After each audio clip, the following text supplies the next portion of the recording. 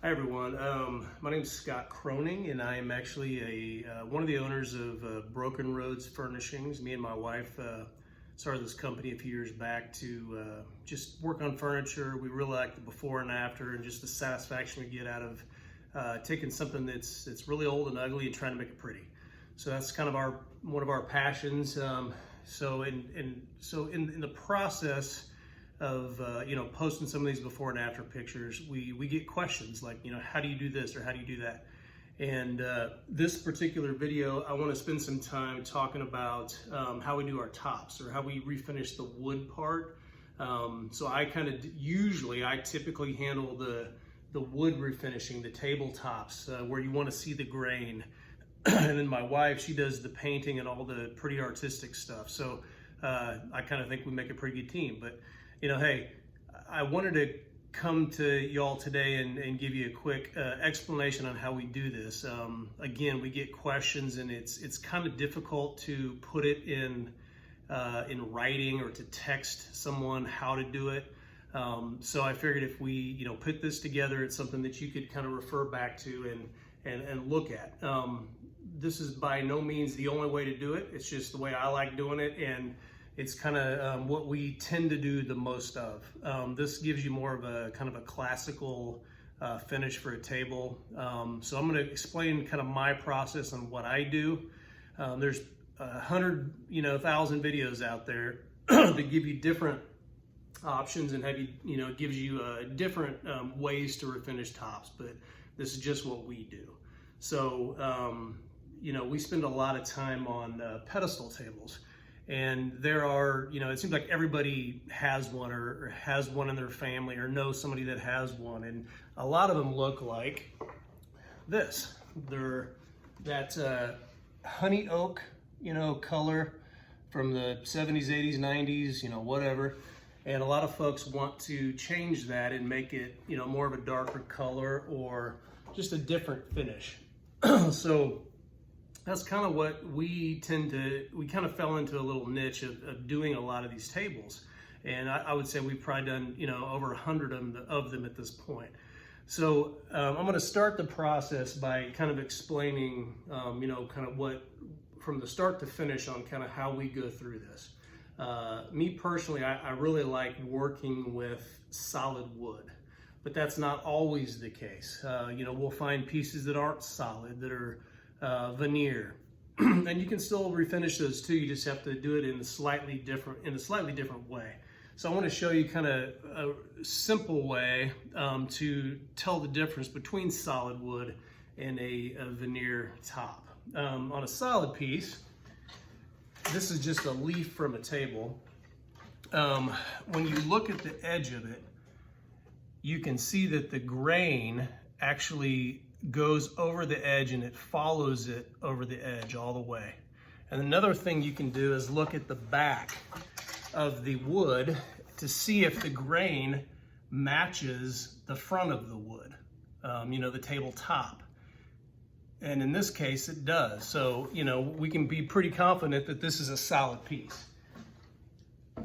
On the other hand, when you have a piece that's a veneer, it's not that way. So what you'll notice on this piece, you'll have grain going in different ways on the sides. And if you look on the back, it's more of a kind of a plywood look, kind of like that, and it doesn't match the front grain. So in that case, it's not a solid piece of wood. And I just say that because you have to be a little more careful. So I'm going to start the process and kind of telling you what I do at the very beginning. And what that is I'll get the table ready, get it cleaned off. And, our ultimate goal, or at least my ultimate goal, is always to try my best to get the table to a bare wood, like a brand new bare wood situation where I can start from scratch. And that's probably the hardest part of the process, at least in my opinion. So what I'll do, first of all, is you'll look at these tops and a lot of times they're really shiny. That just means they have some kind of, finish, a polyurethane or a varnish or whatever.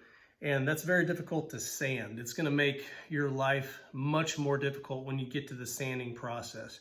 So I like to make my life a little easier if I can. So what I try to do is I strip them first.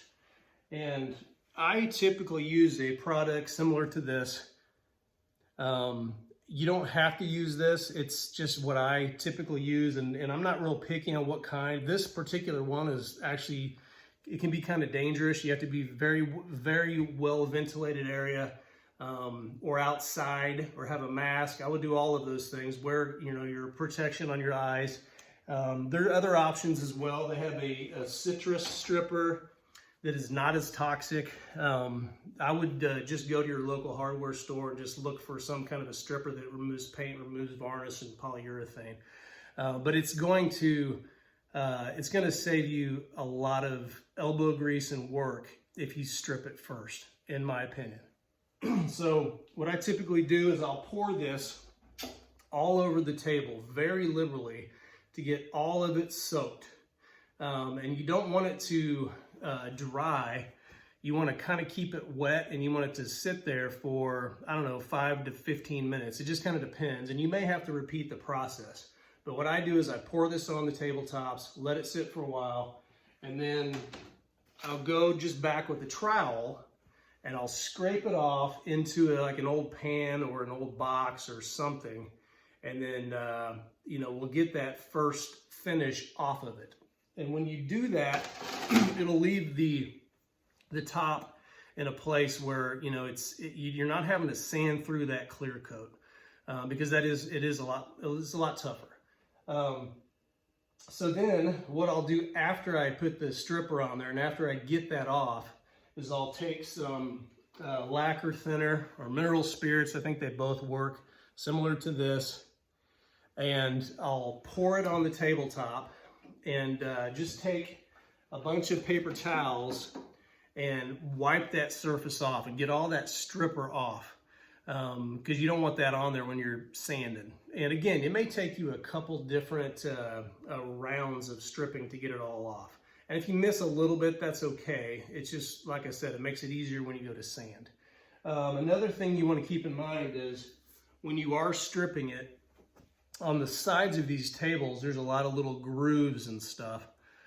So if you really want to get in there and get some of that finish off, put your rubber gloves on and use some steel wool and go around those edges as well. And it just makes your life easier when you go to sand. So that's the first step. Get the shiny off, is what I like to kind of say, is do that. And then your next step would be to sand the top. And what I typically do is I use it's just a hand sander similar to this. This is just a DeWalt sander that I bought. I think they're $40 or something like that.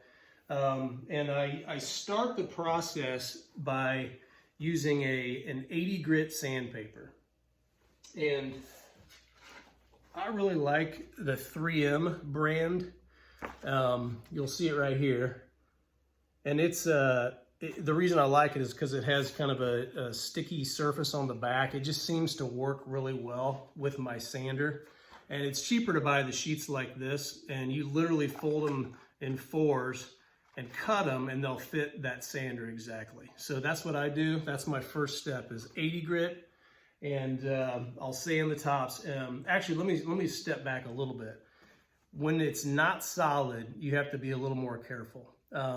If I have a solid piece, I'll start with 80 grit.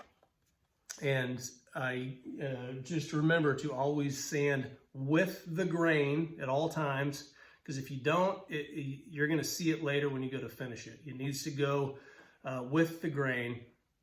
Let me step back a little bit. When you have a piece that is not solid, you want to be a little more careful, and you probably want to put even a little more work into the stripping part of it, because the less you have to sand, the less problems you run into with regards to sanding through that veneer. If you sand through the veneer, it's gonna be very obvious in your finished product. The grain will no longer be there, and it will show through. So be very careful with that. When I'm sanding a a veneer top, I'll use a lesser grit sandpaper, usually like a 120, and I'll push a lot less because I don't want to sand through it. And you just need to be very careful in that situation. I've made many mistakes, and it's just, sometimes it's unavoidable, and you just do your best, and the piece is going to be what it is. But it definitely looks better than it did when it comes in the door. So you're still making it a better and a nicer looking piece. It's just you have to be careful. So again, once I get through with that first pass with the sandpaper of 80 grit, I'm going to get all the color out. I'm going to get the stain off the table so it's just bare wood. And then when I'm finished with that first pass of 80 grit, I'll go back again with the 120. And it's the same process. You fold it and you cut it, and it may take you a couple squares to get through it, but I kind of do it like similar to like where you're mowing your grass. You have to be very cognizant of where you've gone to not miss any spaces in your yard. So I think of the tabletop in a similar way. I'm very aware of where I've been, and so I can make sure I hit it all evenly. And then that's kind of the final step of the preparation to get the top ready to go to the next step in the process, which is we like to condition our wood. I don't think it's necessary on every piece. Actually, if you're doing a lot of oak, it's probably not necessary. But just to be safe, I don't want to spend all that time preparing a surface, and then when I put a stain on, it's blotchy or it's uneven. So we like to be careful and just take that extra step to condition the wood. And we like to use this Minwax product. It's a Minwax pre-stain. And if you're using an oil-based stain like we do, it's an oil-based wood conditioner.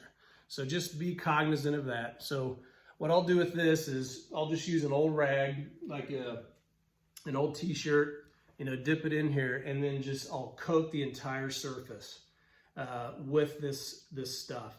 And then after I do that and make sure it's all even, I'll take a dry paper towel, and wipe it off to make sure there's nothing that's pooled on there. And then basically I just wait for roughly, I don't know, maybe 15 to 20 minutes, and you can read the can, but that's what I typically do. And at that point, it's ready to be stained. So same kind of thought process. I'll take an old t-shirt, and I'll take the stain of your choice.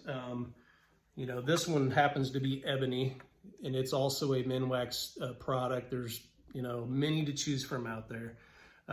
We like to use a lot of Jacobean and dark walnut. Those seem to be popular, but it's a customer preference, and the process is the same. So once that is conditioned, the staining is very similar to applying that product, except you have to be a little more careful because it's kind of messy. But use an old paper towel. I like to use kind of a soft old t-shirt that we just cut up, and you're gonna use your stain, apply that stain evenly throughout the whole tabletop. Once it's even and it's on there like you like it, you want to take a dry paper towel and get the excess off. And you want to do it in a fairly even manner, like go from one side to the other. You don't want to stop in the middle because you could have dark spaces and where it's just not uniform in the way you see it. So be careful with that. And let that sit for, I don't know, maybe an hour or so. Again, you can read the directions on the can. This is just what I kind of do. If you're happy with that color and the darkness of it, then you're done with stain. If you want it a little darker, you can continue to add another coat, and it will continue to make it just a little more darker every time you put it on there. So it's up to you. That's kind of our process for the staining. After that, I like to wait for a day. You don't have to. Sometimes I don't. I get impatient, but I would say I would recommend to wait 24 hours. before you go to the next step. That next step is polyurethane, at least it is for us. There's different options when finishing your tabletop. It depends on the sheen you're going for. We, on probably 90% of what we do, use a clear satin polyurethane. You can get semi-gloss and gloss. This is just what we typically use. We don't want it real shiny, but we want it to have some kind of a sheen on it. And if you probably can't see these tables too well in the background, but this is kind of the sheen that it gives you when it's done. And this is actually 3 coats. And here's one of the leaves that kind of show you that sheen. I'll move it back and forth so you can see it. You can see the light reflected on it. That's kind of what a satin will give you. Okay. So the process with poly is kind of tricky. The first coat, you want to get this on pretty quickly. I found that the Minwax brand gives you a little more time to work with than some others, so that's why I like using it. But you're going to use a foam brush. At least that's what I use. I found that this works pretty well for me. And you're gonna dip the brush in the polyurethane, and you're gonna apply this very quickly with the grain on a piece of it. Like if it's if there's a leaf or if the table comes apart, you may want to concentrate on one piece at a time so that you can get that piece finished and then move on to the next piece. If it's all one big table, you don't really have a choice but to just go your quickest and get it done. The things that I've found that helps me a little bit is apply it fast, get it on all the surfaces so that way the product is there, and then go back and be more careful as far as getting it on smoothly and evenly. Go from one side to the other, don't stop in the middle, and don't overlap a piece because it's going to show up in your end product. I would say the poly process is the most important process in having your finished piece look really good. And it takes some practice, and I've made many mistakes along the way, and I would just follow these steps if you can, and it will help you if you pay attention to these small suggestions. Again, apply it evenly, go across the whole tabletop, just like when we were sanding. Think about where you've been, go from one side to the other side, don't stop in the middle if you can help it. Once you do that, you're going to want to let it dry until there is no nap or stickiness to that top. I've found it depends on the piece, depends on the kind of wood.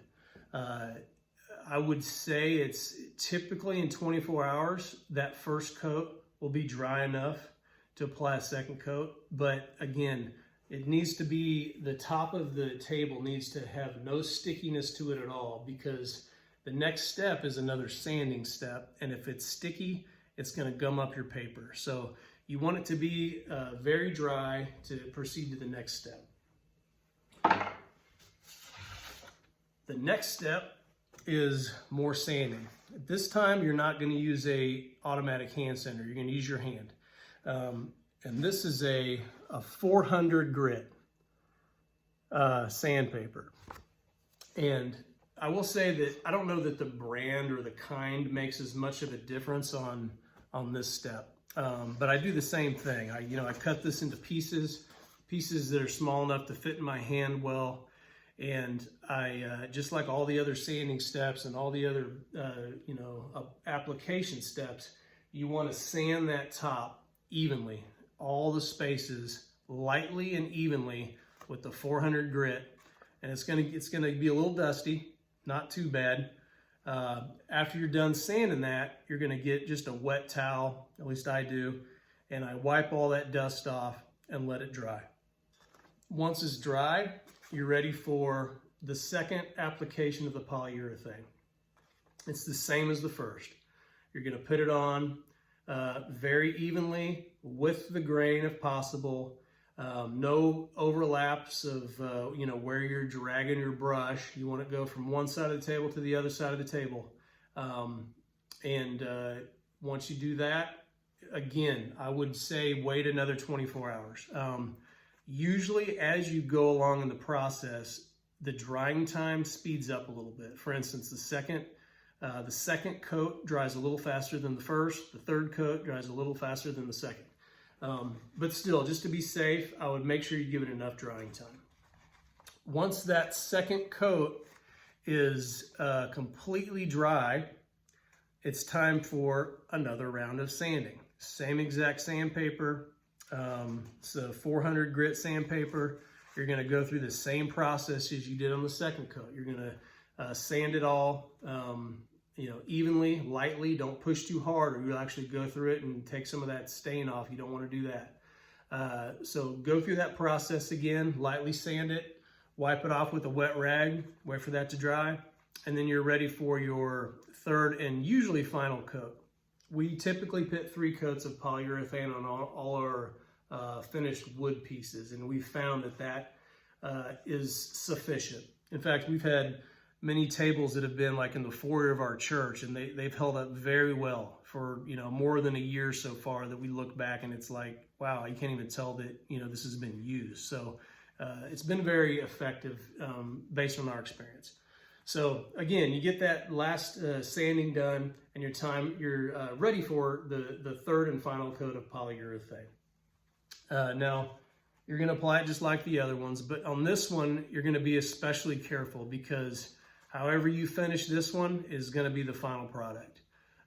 So again, take your brush, you're going to go from one side of the table all the way across, no stopping. I know I've said this many times, but it's very important. And what I like to do is I like to look at my top when I got it applied in like a reflection. Like if there's some light coming in, you can kind of get down and you can see if it all has the same sheen and has the uniform appearance. And sometimes you can see, oh, I missed this little spot over here, so maybe you need to run it across again.